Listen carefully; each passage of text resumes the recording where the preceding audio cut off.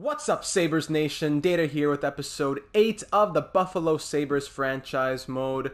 No, your ears are not broken. It is true. The new microphone is here. I hope that it is sounding very nice. I won't know until I start editing, but I hope that you are enjoying the new sound quality. Please let me know what you think. Finally got the new microphone just in time for the live stream on Thursday night. And before I get into the episode, might as well take care of all the news and notes. Today it is Tuesday the 25th. So be sure to remember that on Thursday the 27th at 8 p.m. Eastern, it's going to be my first ever live stream here on the channel. What I'm thinking is that it's going to be recorded through YouTube, and then once the live stream is over, it'll be uploaded to the channel itself. So if you miss out on the live stream, you'll be able to follow along. We're going to be starting a new series, just a unique live stream series, which will begin on YouTube for the first stream, and then all subsequent streams will be on Twitch. Doing the first one on YouTube just to kind of get everyone involved, give everyone that notification, if everyone who's subscribed, and say, hey, live streams are starting, and then from then on, they'll be on Twitch. So I'm going to go live maybe like 15 minutes before. I'll have 15 minutes to open up to figure out the title and the description and the thumbnail. I'll try to figure all that out. I've never live streamed on YouTube before, so hopefully that'll all be okay. And as of now, I'm thinking there's been a few suggestions for different series. I've heard an expansion. I've also heard the Arizona Coyotes. I would like to do that maybe. So let me know what you think for a franchise mode series for the live stream. But anyways, guys, the way things are going right now, it's going to be like a 1K live stream. It's crazy here on the channel. Thank you to everyone so much who is subscribed, following along in the Buffalo series, as well as who saw my NHL 21 trailer video, my Alexis Lafreniere career mode video. It's just unbelievable right now how we're getting close to 1,000 subscribers, and all the kind words from everyone just blows me away. But hey, we have a responsibility here in Buffalo. It's the second half of the 2021 season as we're at the trade deadline, and we have some possibilities of moves. In the last one, I said, what do we do about the possibility of Matthew Barzal? What do we do about possibly looking at Michael Rasmussen? And we're going to go through the comments now. And it was pretty split in the comments, but let's get through them. Justin Daniel McLaughlin, he says, as a Sabres fan, this warms my heart. Shout out to the Sim King, Jack Eichel. Yes, sir. I'm thinking Barzal has too much trade value. Don't fix what ain't broken, bud. By the way, the thumbnail is pretty hilarious, and the Sim games where you went period by period had so much drama. Excellent. Thank you very much, Justin. Appreciate that. Yanni Pekka Savenius said, Power Play 1, including Barzal, Eichel, Reinhart, Skinner, and Dahlin. Just wow. And Kyle Bristol says, adding Barzal will make the team an offensive juggernaut with the potential to be a dynasty. I've acquired him a few times, and he always seems fantastic. You won't be disappointed if you add Barzal. And Multi-Stuff says, for Barzal, maybe trade Cousins and Puljujarvi. Yes, I know he's having a big season, but he's an low elite, and he's not necessarily growing. So Puljujarvi, he currently has 15 goals, 20 assists, 35 points in 61 games. Can't really knock him too much, but that would probably be what we'd have to pay for Barzal if we wanted to go after him. But now, Kermit the Froge says, I think you have to trade for Barzal. The center depth would be insane, and he's already locked up on a decent deal. Trade Cousins, a prospect, and a first to make it somewhat realistic. When the game gives you something like this, sometimes you have to take it. K. Marty says, I've found that making those blockbuster trades tend to stunt a team's success during the season. I definitely look more into getting Marco Rossi or Connor McMichael. Also, acquiring Michael Rasmussen has to be top of the priority list, and in my last sim, Kubalik grew to an 88 and put up 44 goals. He was another possibility that we were thinking about. Pat Sully, great episode as always, brother. Thank you, Pat. I'm obviously biased, but I think you should roll the dice on Rasmussen. If he fits the top 6, he is at a perfect place to extend on a cheap deal. If not, he's an RFA asset you can flip after the season. That's pretty true. Barzal would take some serious cap jiu-jitsu and may not actually improve the second line. Now, that's a very good point. We're going to look at that in a second. Other comments in the video. A said, great job. Can you incorporate the draft class more? Yes, so my drafting, I have a very specific style of drafting. I've made a video on this.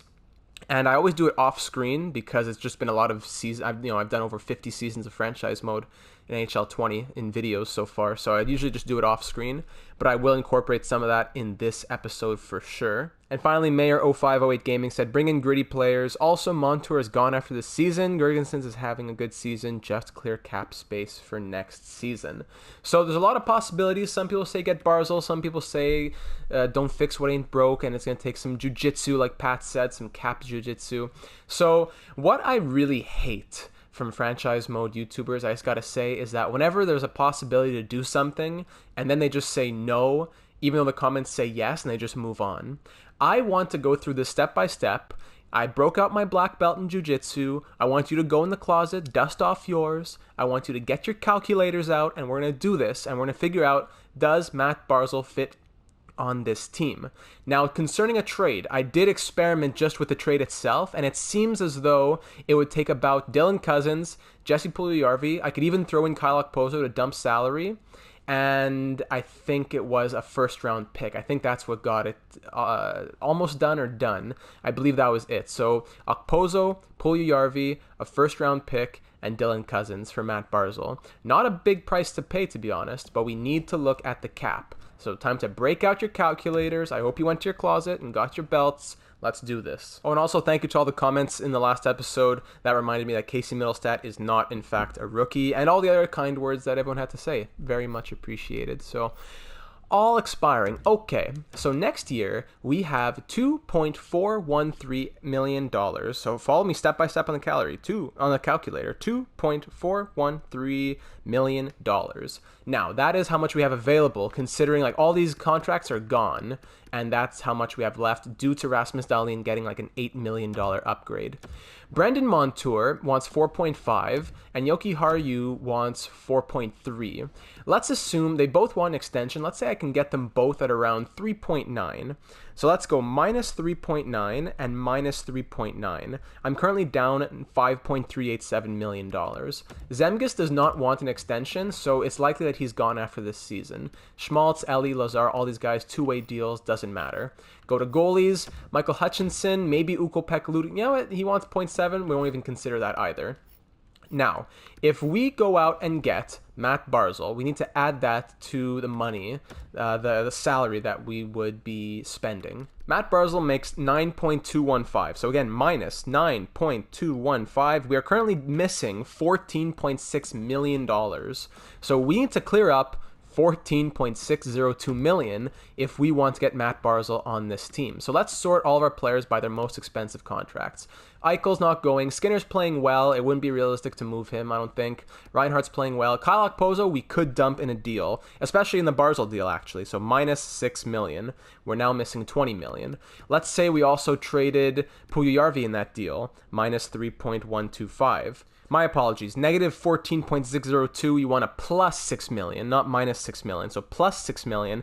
Now we're missing 8.6 million, my apologies. So then you plus, once again, 3.125 million. Okay, now we're missing 5.477. Let's say we also trade Michael Granlund because Matt Barzal would take over as the second line center. Plus 4.5. Okay, now we're only missing 0.977 million. And let's say we traded Colin Miller, who's a bit expensive for a third pair D, 3.875. Now we are 2.898 million free of the salary cap. Now, we need to consider, we can't just look at this season. We need to look at next season. Next season right here. Skinner, Dahlin, Reinhardt, etc., etc., etc. We need to look at who are the UFAs the year after that and the RFAs. Yoki Haru, sorry, not the year after that, the year after that. Here we go. So Hayden Fleury, let's say he's going to want 2 million. So we're going to go ahead and minus 500,000, 0.5, because that's going to be the increase that he wants. Okay, now we have 2.4 million of cap space. Sam Reinhardt's going to want a big improvement as well. So let's go ahead and minus, let's say he's going to want maybe an extra 2.25, let's say, million. We're at 0.148. And now Rasmus Ristolainen is the big boy. I wouldn't be surprised if he wants double digits, but let's say we can get him for around 9 million. You know what? Conservatively, we'll add 4.5 million to this. We're now down 4.352. Like we said, Miller's already gone. Maybe we get rid of Cahoon. We let him walk. So now we plus 2.725. We're still missing 1.627. 1.627. There's no one else that we could really take it from unless we were to trade Jeff Skinner. And like I said before, that's not really likely in terms of trading a big contract like that. And he's playing super well, so why would we want to trade him? He's fighting for the Rocket Richard right now.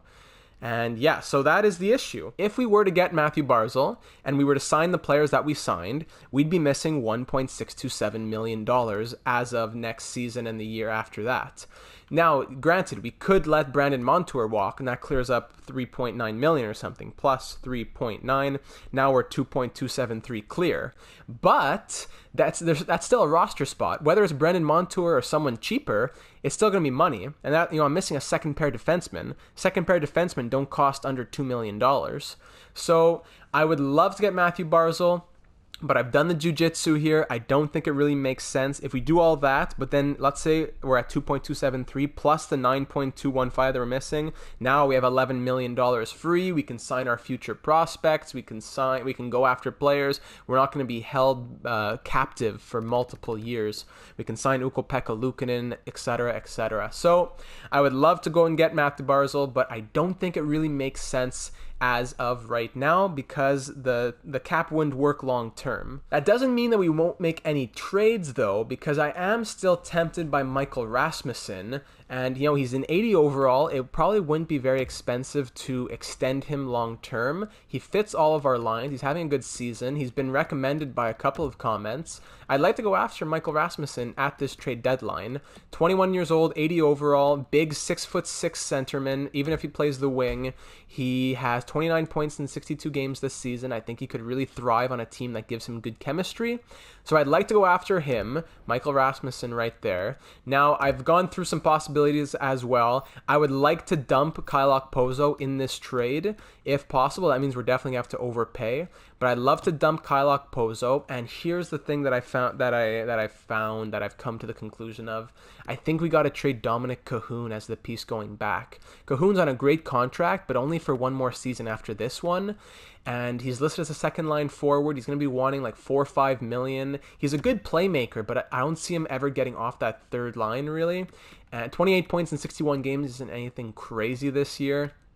And I don't know, he's a good defensive awareness. He's good, 86 passing, 90 offensive awareness. He's a good player. I like him very much. But if we have to bring somebody in, we have to also overpay a little bit if we're going to be sending Okposo over.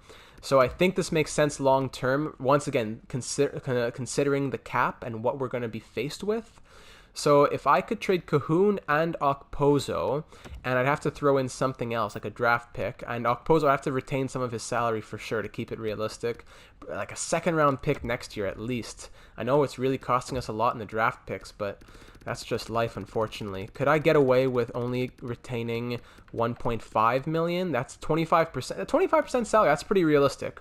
So Kyle Okposo at 25% retained, Dominic Cahoon, who's a great player to fit into their lineup as they're going on a playoff run here, and they have Rasmussen on an expiring deal, and a second-round draft pick next season in 2022. This is a pretty solid deal. Let's see what Detroit says to that. Isn't sufficient at all. Yikes. I thought that was going to be a lot closer. I don't like my max for trading picks is 3 years away. So I could throw in a third-round pick in 2023. We haven't had a third-round pick this entire franchise mode, but dumping Okposo is definitely worth it to only have to be paying 1.5 for the next 2 years after this one instead of 6. That would really, really help us out. So what do you say to this, Detroit? A bit low for us. Okay, a bit low for us. Would the 5th from Montreal push it through? Man, we are really desolate on these draft picks coming in the future. But we have a good team set up long term, so it's good that we won't be really relying on draft picks. What do you say, Detroit? Sweeten the value just a touch. The classic just a touch. Next year we'll have a first and then no picks until the 5th round. Second, third, fourth. Oh, we don't think this would work because we'd have to put Dmitry Kulikov on waivers. What if I just take back a random roster player instead to free up that roster space? I could take Darren Helm though. He wouldn't be bad actually for forward depth. Darren Helm. Yeah, why not? Darren Helm. Welcome aboard the Buffalo Sabres. What do you say? Okposo at $4.5 million for you. Dominic Cahoon at another year and a half at 2.7. A second, a third, and a fourth between the next 2 years, next year and the year after. For Michael Rasmussen, a good young player, and Darren Helm, who you want to get off this team. Detroit Red Wings, Stevie Y. What do you say? Trade accepted. So thank you very much, Dominic Cahoon. I enjoyed your time here. Thank you, Kylok Pozo, as well. I'm glad we didn't just dump him for a random thing. We did a trade that made sense. And Michael Rasmussen, welcome to the Buffalo Sabres. So let me fit him into the lineup. Let's see what we can do. And then I'm going to see how much he would cost for an extension. So it's a moment of truth now. What lines does Rasmussen fit? Okay, he fits the top 6. Very nice. He fits the top 6. So for this season, he's probably going to remain in the bottom 6. Yeah, probably that. But let me figure something out first. All right, so I think this is how we're going to roll for the rest of the season. As we said, if it ain't broke, don't fix it in a way, but the top 6 still remains untouched. The only thing I really wanted to move around was Dominic Cahoon long-term and, of course, Kylok Pozo. So they weren't really doing much. Doesn't change a lot. Casey Middlestat's now up to an 85 overall, so he's going to definitely be in that second-line role next season. I could even move him up now, but Granlund's playing super well, 52 points in 61 games. So I think I'm going to keep everything how it's been. On the penalty kill, we're really struggling because no one fits.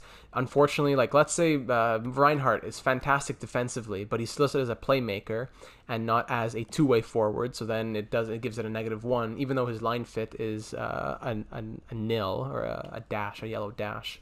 Same for Eichel. Fits, he's great defensively, but he's a playmaker. Why is he a playmaker, by the way? He should be a sniper, no? 5-star shooting, but 93 passing. Anyways, yeah, so that's how the lineup shapes up for the last 20 games of the season. If you don't like it or if you want any changes to be made, let me know and we can do it moving into the playoffs. But Michael Rasmussen, let's see how much he would cost to sign long-term on an extension. Also, if we want to go re-sign Brendan Montour or anything, we finally have money with $7.738 million of extension. Plus, with the salary cap going up, we should be able to get Montour and Yoki Haru, no problem. Rasmussen does want the extension, thank goodness. And, oh, wow, he's cheap. 1 year, 1.5. 8 years, 2.07. Yeah, that's exactly what Pat was talking about. So if we want to go 85% of that, it's 1.76. So let's go like 1.775. Could I do 8 years at 1.775? That would be crazy for Michael Rasmussen. I know some people say that it stunts growth, but personally, I have not seen that. I have seen long-term deals like this just work out fantastic, such as Trevor Wong in the Honolulu Huskies franchise mode. So I'm going to try this. If Michael Rasmussen wants an 8-year contract at 1.775, worst comes to worst, we trade him. So let's see what he says to that. I could also try to sign these guys, Yoki Haru and Brendan Montour, but I'll see. Actually, 4.225 RFA. I could offer this right now because the worst is that when you win a cup or something, then they want millions and millions of dollars. So 85% is 3.59. Okay, that's less than I thought it was going to cost. So it'd be like 3.6. Yeah, let's try 4 years at 3.6 for Yoki Haru, and we'll wait and see on Brendan Montour. But he's a UFA, so we're going to have to figure that out pretty soon. And yeah, that's a trade deadline, boys and girls. We have gotten Michael Rasmussen on this team, and let's see what we can do against the Toronto Maple Leafs here on the trade deadline, as we're going to go into the final 20 games of this season. And I already sent out the scouts for this one, but A was talking about me looking at wanting to see my scouting more. There's not much to see within the first couple of years. It's a lot of real players and not created players. So it's, people that don't really have potential late. You're not going to find a guy who's 20 years old in the WHL who has potential, who hasn't been drafted the last couple of years. So there's not too much to see.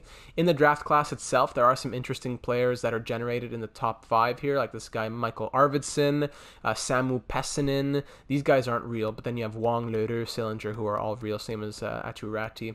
So Arvidsson, he's a medium elite sniper who's playing in an A+ league, doing very well, similar to Patrick Kane, and Samu Pessinen, similar to Nicholas Backstrom. We know how good Trevor Wong is. We know how good everybody else here is. Our first round pick will likely be at the bottom here, as we'll be picking somewhere in this area. We've seen Connor Lockhart, we've seen James Malatesta. Malatesta already knows a medium top 6, so I didn't bother scouting him. So we'll see what happens. Still a lot of hockey left to be played, so let's head into it here at the KeyBank Center. The Toronto Maple Leafs right behind us in the race for the Atlantic, 3 points behind, and in our race for the President's Trophy. So let's take them on, like the thumbnail in the last episode where the race car is hitting right into me, the F1 car. Let's do it. The Maple Leafs right on our tail. First period, we started off strong. Rasmus Dahlin on the power play, followed by Casey Middlestat. Zach Hyman scores 1 in the first period, and we head into the second 2-1. Second period, 4-3. So Victor Olofsson and Jeff Skinner score for us. Engvall and Austin Matthews. The Matthews-Eichel feud continues.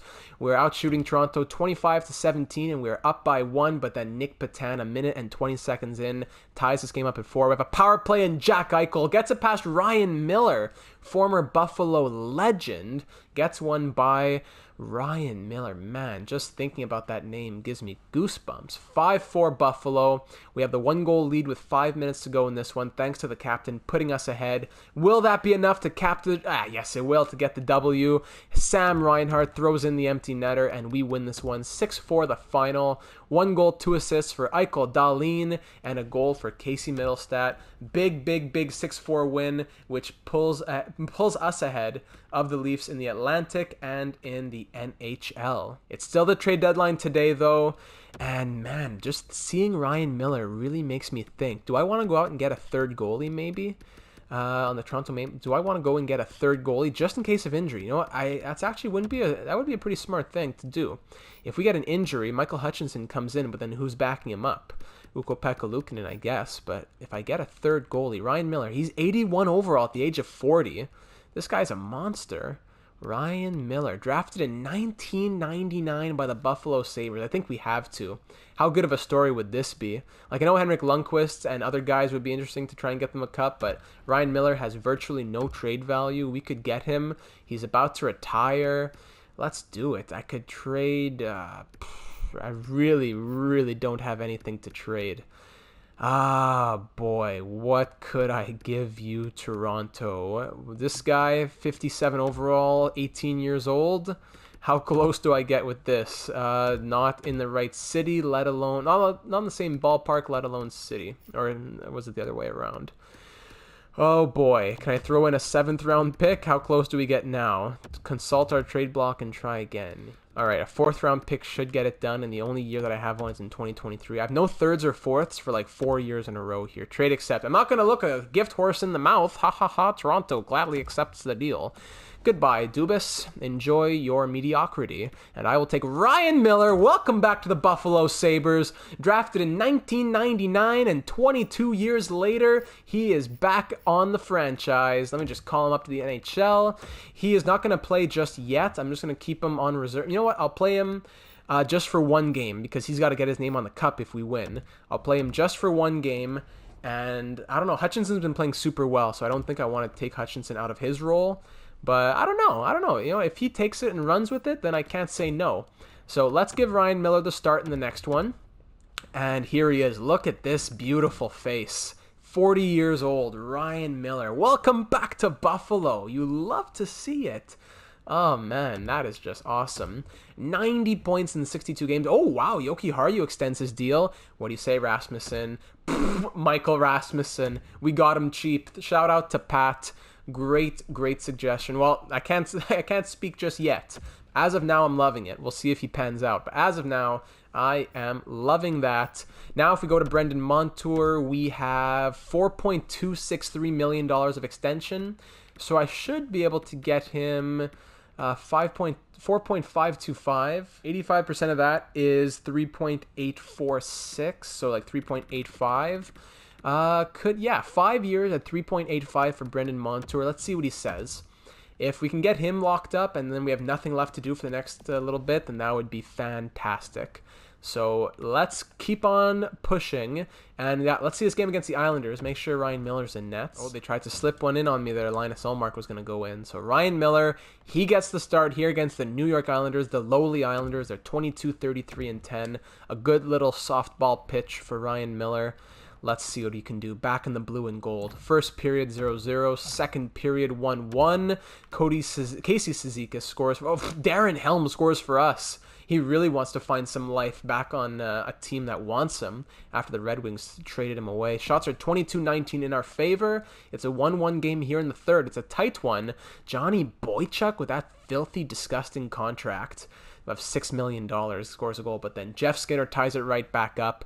We have 10 minutes to go. We're back tied up at 2 now. Shots are 30-21 in our favor. Not a high-scoring game, but both goalies are playing relatively well. 4 minutes to go, 2 minutes, 1 minute, 3 seconds. And you know what? Let's go in and watch some overtime and see if Ryan Miller can seal this game for us. And let's go ahead and wear the 06-07 home jerseys in honor of Ryan Miller.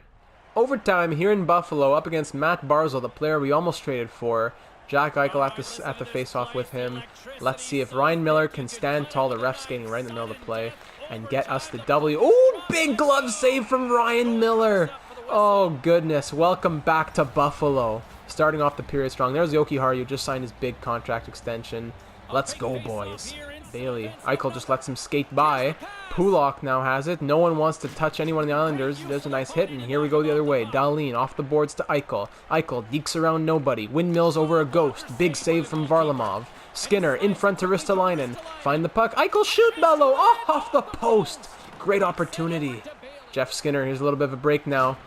He gets hit off the puck, but we regain control. Jeff Skinner, pad save from Varlamov. In front, Ristolainen, blocker save once more. He gets thrown into the underworld. Now here's Ristolainen to Eichel, who's still on the ice after 3.5 minutes. And Varlamov hangs on.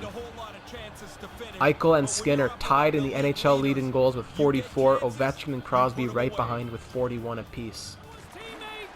Oh, now here's Brendan Montour with more than a breakaway. He has half the ice to himself. Oh, and Varlamov, an easy save. And then whoever that was gets flipped over his head. Oh, goodness. So Brendan Montour lays out a huge hit and has the entire... lays out a huge hit, and then he just receives the pass and goes off to the races, but can't beat Varlamov. And then it was a circus act afterwards as, who was it, Olofsson, who came up and laid himself down on top of Varlamov's head doing a helicopter routine. Glove save Ryan Miller. Then Bailey goes into him. Don't touch Ryan Miller. We've seen what happens when people touch Ryan Miller. Milan Lucic. We're 3 points ahead of the Toronto Maple Leafs for the President's Trophy right now. And for, I don't know if that was for the Atlantic or for the NHL, but either way, we are killing it right now. When Pulock broken up by Dahlin, and now here comes Sam Reinhart. 10 seconds to go. Sam Reinhart hit off the puck, still has control. Pulock breaks it up though. Final attack for the Islanders. Anders Lee, the captain, they go offside. So it looks like we're headed to a shootout here in Ryan Miller's first game back with Buffalo. It's always a disgusting show of events whenever we go to a shootout with the broken AI. But let's see what comedy awaits us. 28 saves on 30 shots in this one for Ryan Miller. Let's see if he can close it out with the shootout victory. Ryan Miller, nice Buffalo Sabres helmet, looking good in that jersey. Barzal's up first against him. Who will be successful? Nice poke check from Ryan Miller. Poke check is what you'll see a lot in the shootout. Jack Eichel now, coming in on Semyon Varlamov. Little pump fake and then a backhand save by Varlamov with the pad. Jordan Eberle skating in now on Miller. Easy save as he runs into him like most shootout attempts go. That's something I really hope is fixed in NHL 21 where the players stopped running into the goalie. Oh, that's a nice toe drag, but a big pad save by Varlamov on Reinhart. Josh Bailey now to put his team ahead. Poke check, Ryan Miller. You wait too long and the 40-year-old will eat you up for breakfast. Now we have the chance to win it here on the stick of Jeff Skinner with his 44 goals this year. Can he pot another one? And that was just, I don't know what that was. Sidestep, nobody, went backwards. Varlamov way out of his crease, poke check. Okay. Anders Lee, the captain, coming in now on Miller. Ooh, that's a nice play. With the backhand to the right side, pull him out of position, and then just go back forehand and put it far side. Nice goal from Anders Lee. And now we got to score to tie this one up. On the stick of Michael Granlund, to keep this shootout going, it's a poke check as he runs into the goalie and he lies flat on his back. So we'll lose it in the shootout, but Ryan Miller with a great show back with the Buffalo Sabres, making 28 saves on 30 shots. You've got to respect that, getting second star of the night. And we'll take the SOL and keep on going. So with all that taken care of now, we can finally simulate a good chunk of the final little bit of the season here. I just want to finish this one off nice and soon, relatively. Any good teams we can go see? A lot of terrible teams. My goodness, the league is terrible right now. Montreal Canadiens, maybe? Yeah, let's go the classic back-to-back here. Canadiens and then Maple Leafs in about 3 weeks' time. Montour accepts the contract extension as well. Beautiful, beautiful, beautiful. Thank goodness. Montour, I guess it was good that we didn't sign him long-term last offseason, because then we got him for cheap this time. Fantastic. 5-2 win against the Blue Jackets, 3-2 win against the Canadiens, 5-3 win against the Lightning, 4-2 win against the Capitals, 4-3 loss against the lowly New Jersey Devils. That was win number 50 against the Capitals, by the way.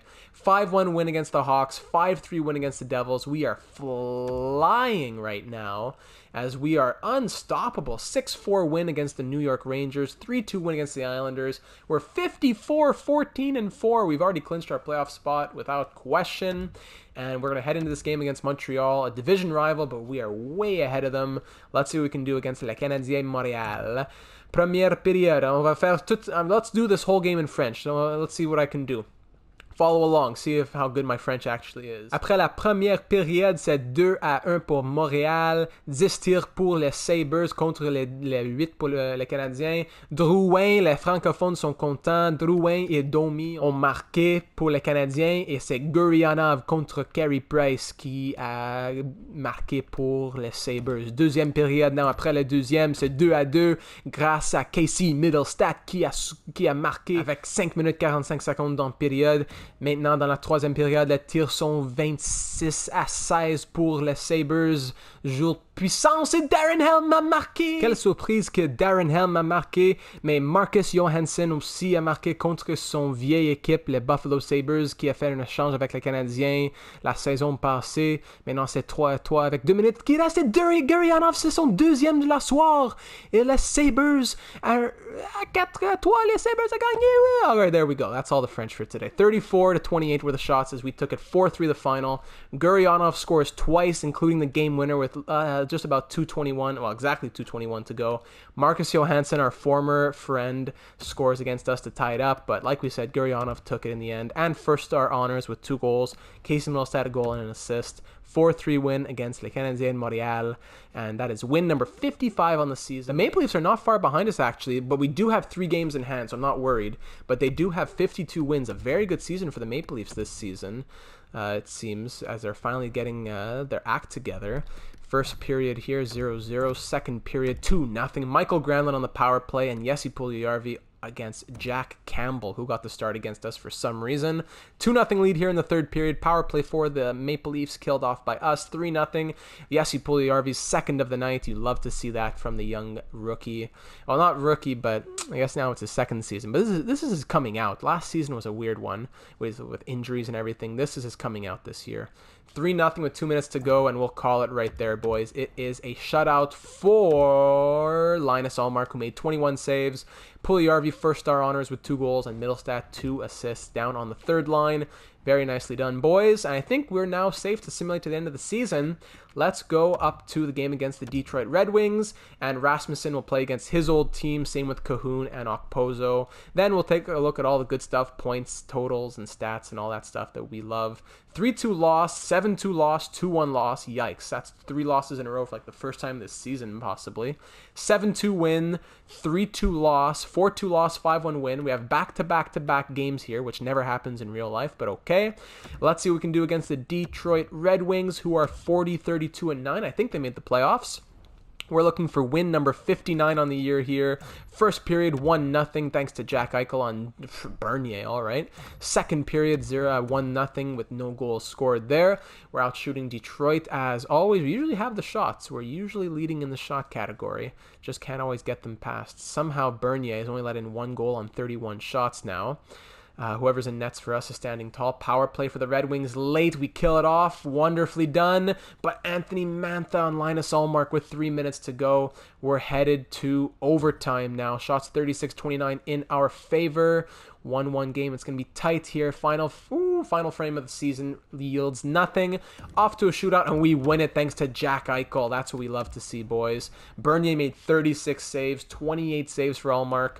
Mantha with the goal, but we take it 2-1 the final, boys and girls, as we finish off the season 59-19-4. That is just bonkers. The last time that the Sabres had a record like that was never, as we set a new franchise record this season, beating the previous franchise record of 53 wins set in the 06-07 season. The Sabres were 53-22-7. after that. But now we will go 59, 19, and 4. Our second year at the helm of the Buffalo Sabres, and we bring them to a new franchise record in wins here in the regular season. So 116 points. My goodness for Jack Eichel. Let's check this out in the team stats first and foremost. I'm sure that is a President's Trophy victory for us. Yes, sirree, Bob. As now, between my 3 franchise modes that have been 50, I believe it's been 52 seasons. Yep, that would be 52 seasons.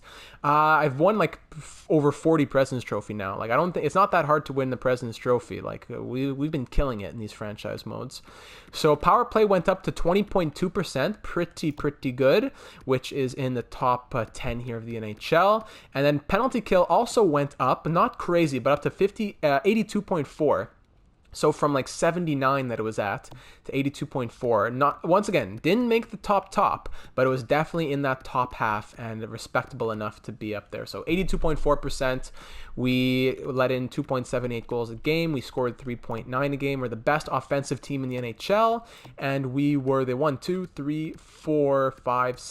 best defensive team in terms of goals scored and goals allowed. So Jack Eichel, wow. 58 goals and 58 assists for the 24-year-old captain. Breaks his previous season best last year, as he didn't get as many assists, but he broke his record in goals by quite a bit with 58. 116 points with a plus 57 for Jack Eichel. Absolutely wonderful. Sam Reinhart on his wing, 76 assists and 105 points. I'm glad we kept him. I'm glad he signed a plus 50. He's going to cost a lot, though, once his contract runs out after next season. Wonderful stuff. Now, Jeff Skinner, he didn't catch up with Jack Eichel in the goals, but still scored 52 goals of his own. Really been rebirthing on this Buffalo Sabres team that we've taken over. Aside from the season in real life where he scored like 10 goals, which doesn't count in this universe, he has scored 40 plus goals in each season that he has played with us.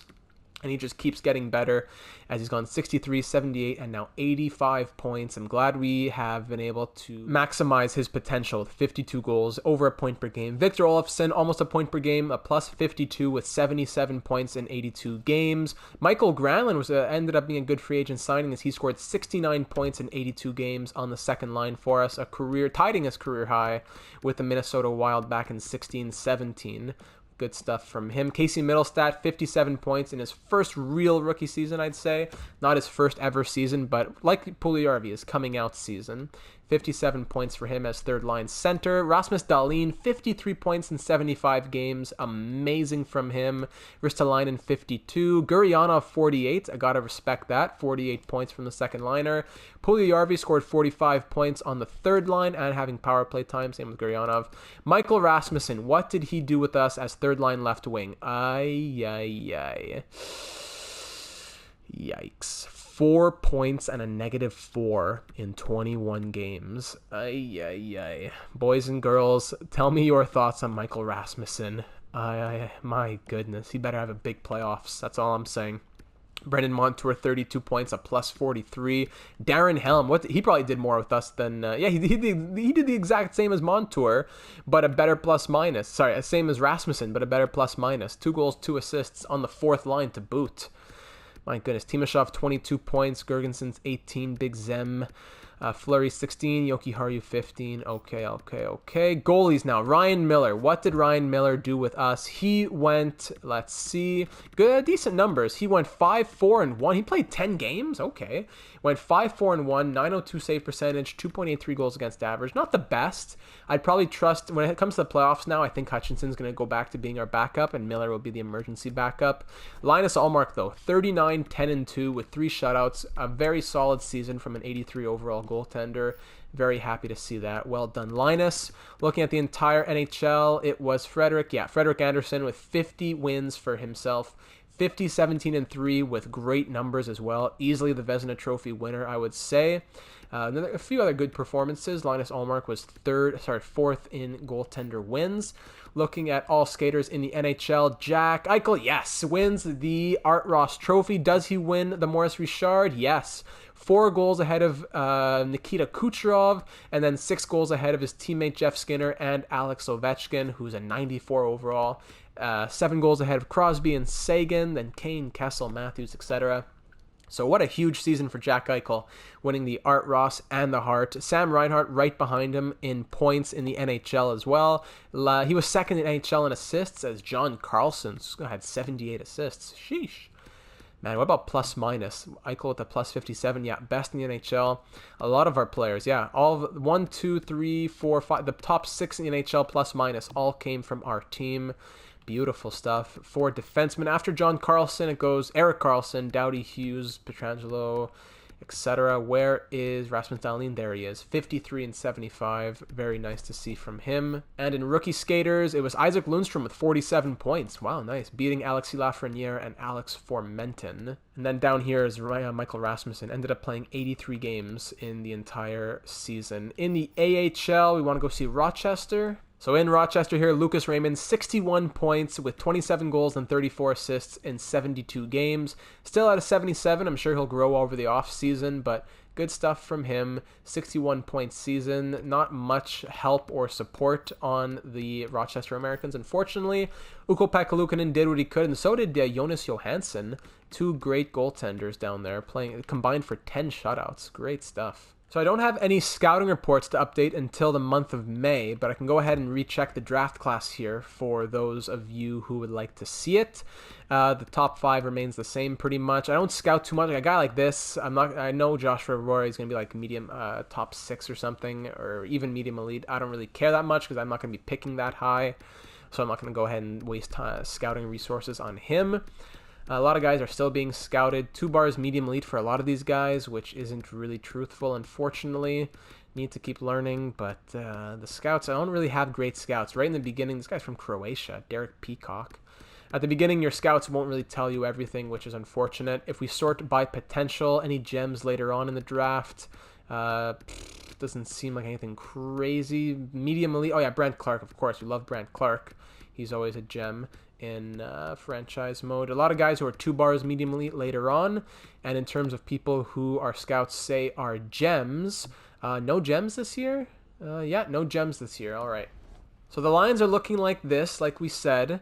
I don't know if there's anything that we want to touch moving into the playoffs. I know that we're going to switch out Ryan Miller with Michael Hutchinson. But aside from that, it should just be Linus Ullmark playing all the games.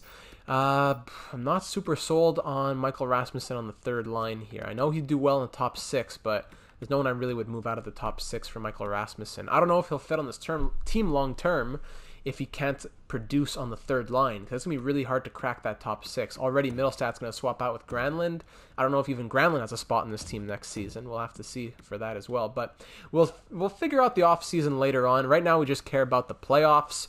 What changes, if any, do we need to make to keep us competitive and be cup contenders as the President's Trophy winners? So moving into the first round of the playoffs, let's see who our matchup will be against. Also, the AHL season is not over yet, so those point totals I said are not final. But in the first round of the 2021 playoffs, we will be facing the Detroit Red Wings. Of course we will.